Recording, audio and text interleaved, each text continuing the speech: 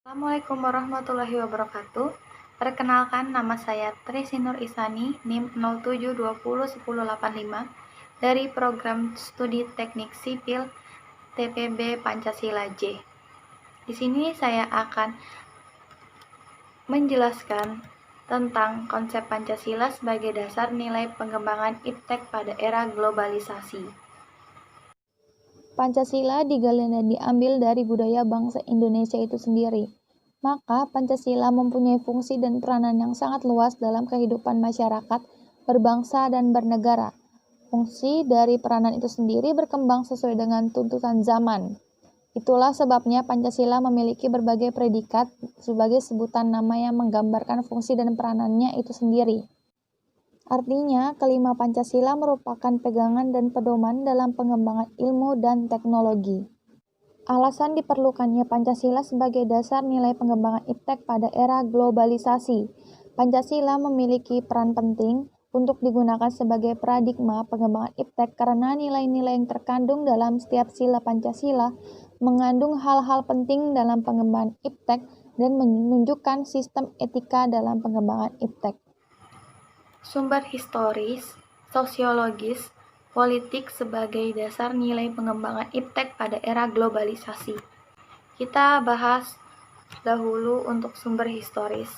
Sumber historis Pancasila sebagai dasar nilai pengembangan ilmu di Indonesia dapat ditelusuri pada awalnya dalam dokumen negara, yaitu pembukaan Undang-Undang Dasar 1945 pada alinea keempat pembukaan UUD 1945. Bisa dilihat di slide, kalimat bercetak miring dan bertulisan tebal mencerdaskan kehidupan bangsa. Nih, untuk kata mencerdaskan kehidupan bangsa sendiri itu mengacu pada pengembangan iptek melalui pendidikan. Amanat dalam pembukaan Undang-Undang Dasar 1945 yang terkait dengan mencerdaskan kehidupan bangsa itu sendiri haruslah berdasarkan pada nilai-nilai ketuhanan yang Maha Esa. Sumber sosiologis dapat ditemukan pada sikap masyarakat yang sangat memperhatikan dimensi ketuhanan dan kemanusiaan, sehingga manakala iptek tidak sejalan dengan nilai ketuhanan dan kemanusiaan, biasanya terjadi penolakan. Contohnya, penolakan masyarakat pada rencana pembangunan pembangkit listrik tenaga nuklir di Semenanjung Muria beberapa tahun yang lalu. Penolakan masyarakat terhadap PLTN di Semenanjung Muria didasarkan pada kekhawatiran atas kemungkinan kebocoran PLTN di Chernobyl, Rusia beberapa tahun yang lalu. Untuk sumber politik, di sini 1. Pidato Soekarno ketika menerima gelar Dr. Honoris Causa di UGM pada tanggal 19 September 1951 mengungkapkan sebagai berikut. Bisa kalian baca di PPT.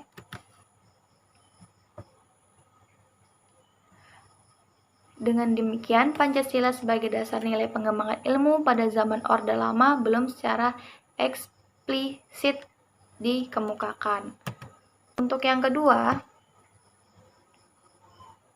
pidato Soekarno pada Akademi Pembangunan Nasional di Yogyakarta tanggal 18 Maret 1962.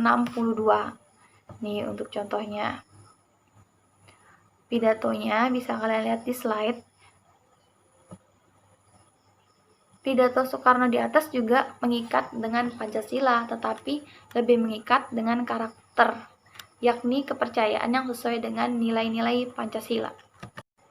Untuk yang ketiga, pada zaman Orde Baru, Presiden Soeharto menyinggung masalah Pancasila sebagai dasar nilai pengembangan ilmu ketika memberikan sambutan pada Kongres Pengetahuan Nasional ke-5 pada tanggal 18 September 1986 di Jakarta.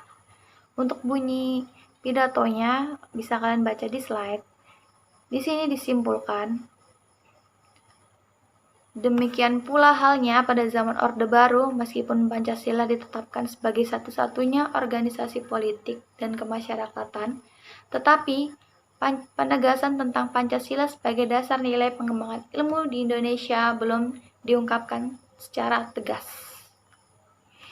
Contoh yang keempat, pada era reformasi Presiden Susilo Bambang Yudhoyono, dalam sambutan pada acara silaturahmi dengan Akademi Ilmu Pengetahuan Indonesia dan Masyarakat Ilmiah pada tanggal 20 Januari 2010 di Serpong, SBY menegaskan sebagai berikut. Nih, bisa kalian baca sambutannya di slide. Untuk contoh kelima, Habibie dalam pidato tanggal 1 Juni 2011 menegaskan bahwa penjabaran Pancasila sebagai dasar nilai dalam berbagai kebijakan penyelenggaraan negara merupakan suatu upaya untuk mengaktualisasikan Pancasila dalam kehidupan.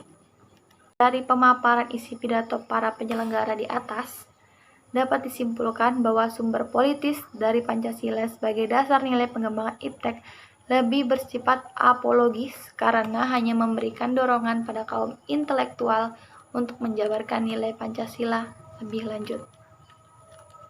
Sekian dari saya untuk presentasi dari saya. Saya Tristor Isani, NIM 0720 1085 dari Prodi Teknik Sipil. Mengucapkan terima kasih. Assalamualaikum warahmatullahi wabarakatuh.